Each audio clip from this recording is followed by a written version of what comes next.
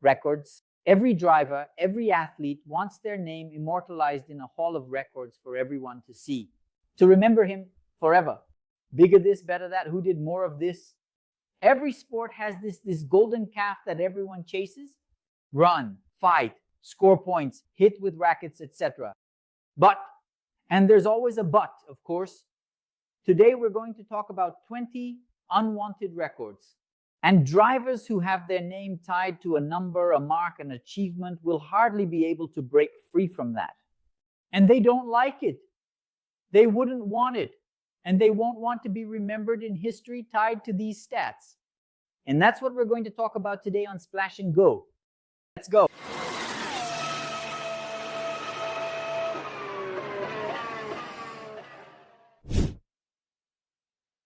If we think about the 2024 championship and say, wow, Max Verstappen was a 4-time champion and Perez had a bad season, in comparison, many people will just automatically take a shot at the prediction. Is absolutely the worst teammate in history.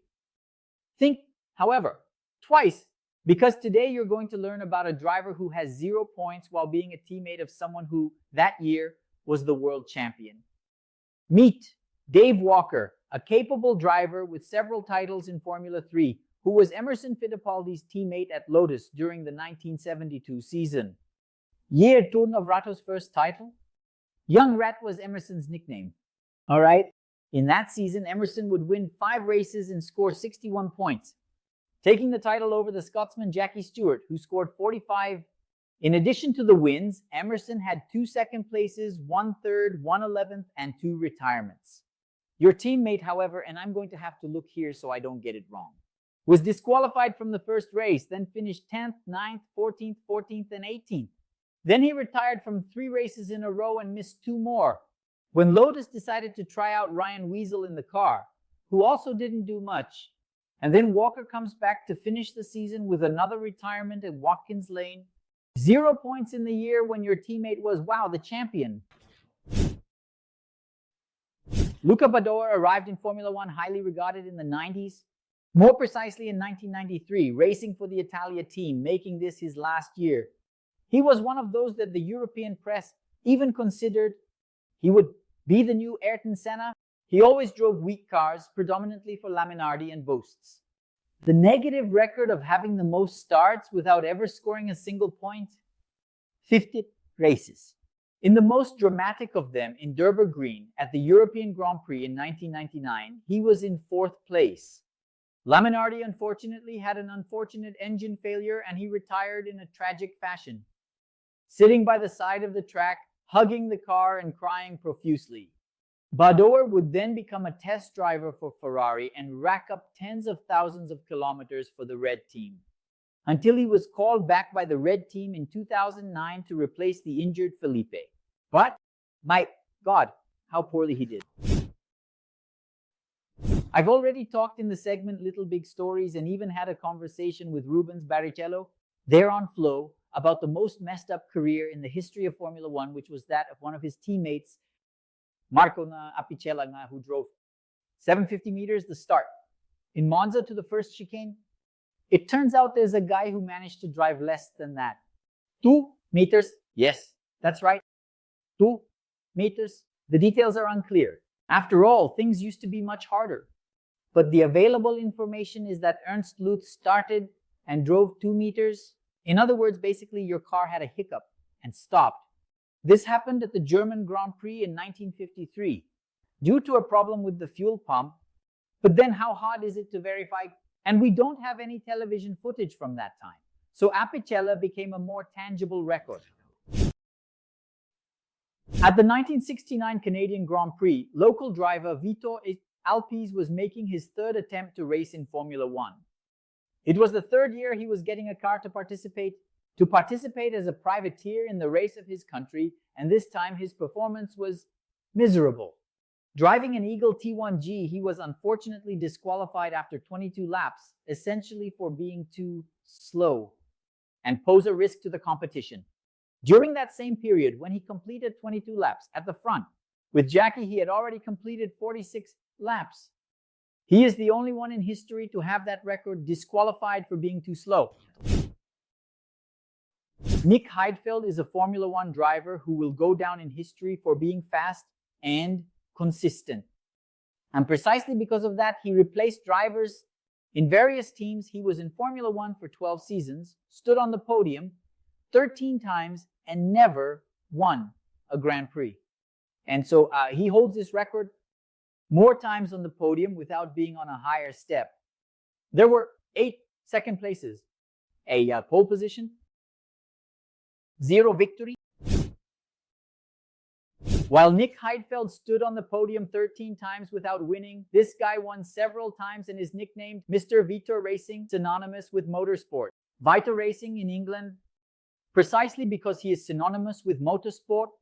He has 16 wins in Formula One, counting only those valid for the championship and a bunch of other races outside of it, including a legendary win at the Mille Miglia with a 57-minute lead over Juan Manuel Fangio in the same car. Stirling Moss was a beast on the track and holds the record for the most number of runner-up finishes without a title, and also for the most wins, 16, without the championship trophy. Even Fabio, an Italian driver known for being fast, who had good results wherever he went. He scored 3 pole positions in Formula One to show that he really knew how to go fast and never led a lap. That's right, he got 1 pole position with Toleman in 1985 and 2 with Benetton in 86.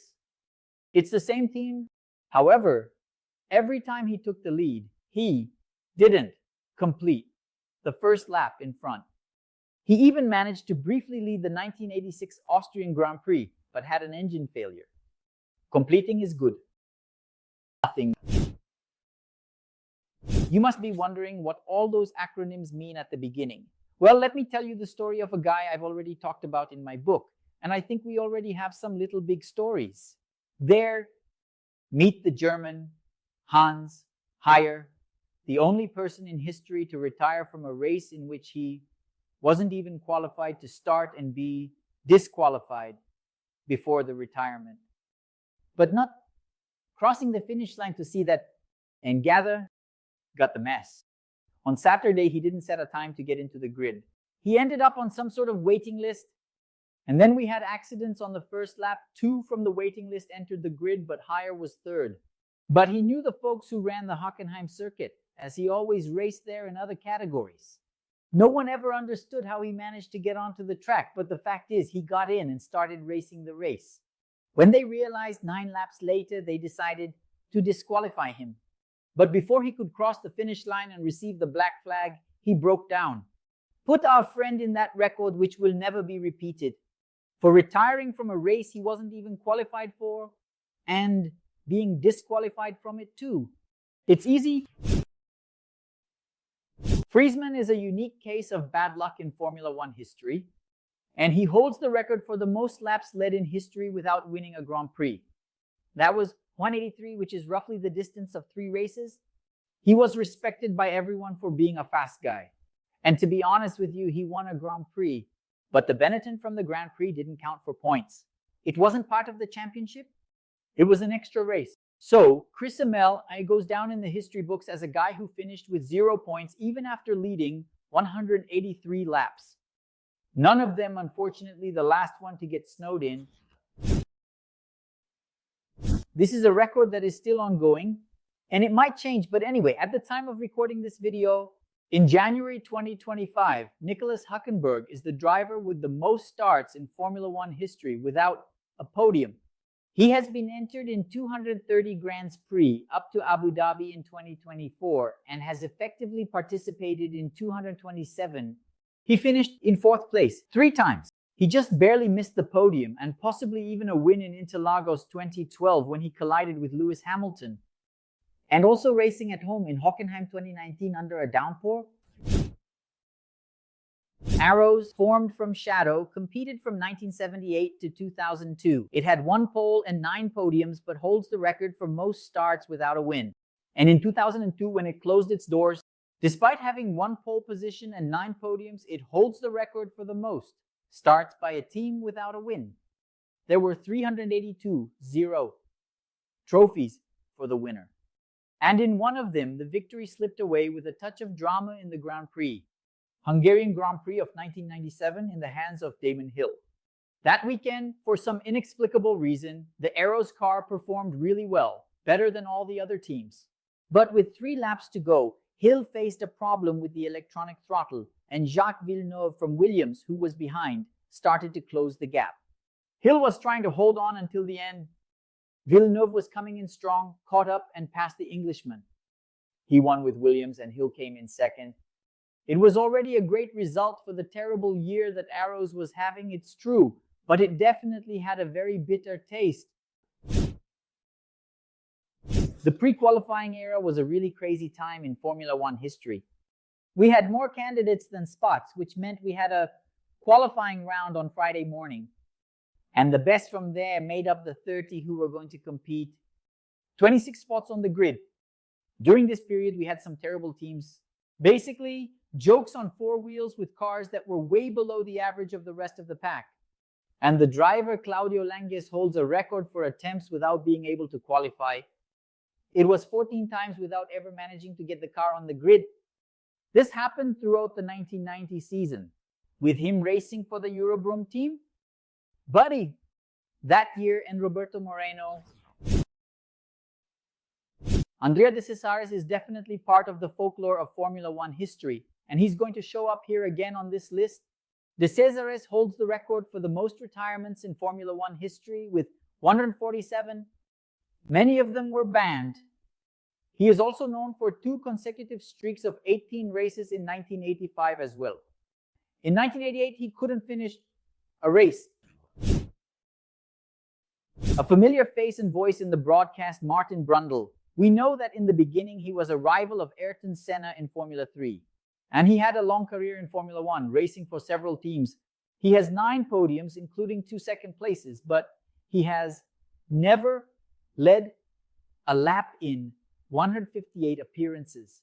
At the time when he was closest to winning, or at least leading a lap in the 1992 Canadian Grand Prix, he was closing in with his Benetton on Berger from McLaren, but he had to retire due to transmission problems, and the victory went to Geraldo. The record for the driver who made the most overtakes in a single season is not Nicolas Latifi. That's mean of you. In 2012, Cesaris Nick was racing for the team. Marco participated in 15 out of 20 races. And in Brazil, he finished 15th place. But that's not his record. 15th position. But that's not his record. He holds the record for the most overtaken driver in a single season. It was approximately 70 times. In 2012, Pastor Maldonado, you know, he is the winner of the 2012 Spanish Grand Prix under miraculous circumstances. But he also appears in the conspiracy video with this story. He was a guy, no doubt, fast, but clearly a bit distracted, maybe a little scatterbrained. He holds the record for the most penalties in a single season. There were 10. Not that he didn't have several in other seasons as well, but his longest record of penalties happened in the 2014 season, racing for the black cars of Lotus. Speaking of penalties, there's a driver who holds the record for the fastest penalty in his career. And I'm not talking about speed, I'm talking about the official time of his career, rolling. And this record belongs to Sebastian Vettel, who just 6 seconds after leaving the pits in the pit lane back in 2006, got a penalty with a BMW Sauber car, a fine of $1,000. Of course, finishing last is something no one wants, but believe me, there's a last place that's worse than the other last places. There is a record for finishing last. That belongs to the Indian Karun Chandhok. In the 2010 season, the year when Formula One had 12 teams and therefore 24 cars, 24th, worst in F1 Malaysian GP. 24th, thus having the worst finishing position in the history of Formula One. 24th place at the Malaysian Grand Prix in Sepang. He's the last of the last, we can say. Remember I said that Andrea De Cesaris would show up here again on this list. That's right, I mentioned that he had 2 unbelievable streaks in 85 and 88. 18 Grand Prix without being able to finish. Demian, but the season back then had 16 races. How was that possible? Well, he went beyond the season, starting earlier or finishing later. But in De Cesaris' case, there's another unbelievable streak like that, the longest one and the longest for any driver. 22. Consecutive retirements. He retired consecutively from the Australian Grand Prix in 1986 to the Canadian Grand Prix in 1988. A record. A lot of people don't like this system, which imposes penalties on drivers in their starting grid positions when parts or components of the engine are changed. And I agree with those who don't like it. I think it's a drag. But in the 2015 season, back when it was McLaren Honda, Jenson Button was taken to the absurd level, paying, get this, 70 grid positions in penalties. That year, with that ghost train, which was the union of the Japanese engines with Ron Dennis's team, they tried everything, changed every part they could, and nothing worked. And arriving then at the Mexican Grand Prix, Benetton with an entirely new engine would pay 70 positions on the grid. To get resolved, it didn't really solve much because he finished 14th, 49 seconds behind the leader in a race that had a safety car, but it was better than the other car with Fernando Alonso, who completed just one lap. Did you like those records? Unusual ones? Is there anything else I forgot to mention? There are several. Comment down below. So that was another episode of Splash on the Street on YouTube. I hope you enjoyed it. Leave a like. It's free. It doesn't cost anything. And you know it helps a lot. The channel, break this for me, break this for us. And don't forget to leave us a like. These tools are for you to show the algorithm that you like the channel, that you appreciate our work, that you enjoy our videos. Only then will it keep spreading our content and showing us around the internet. As one day showed you, for the first time, we're going to do a lot of things here in 2025. So help us out and we'll keep working here if you want to receive notifications. From each of the videos we make here, there were, you see, 980 in the year 2024. And let's continue. We have WhatsApp and Telegram groups down below, so you can start receiving automatic messages as soon as I publish each of them. And to not miss out on anything, we also have our social media, Instagram, Twitter, Threads, and TikTok, which have content all day long. Here are the handles. The link is down below in the description. All right, so that's it. Thanks, and take care.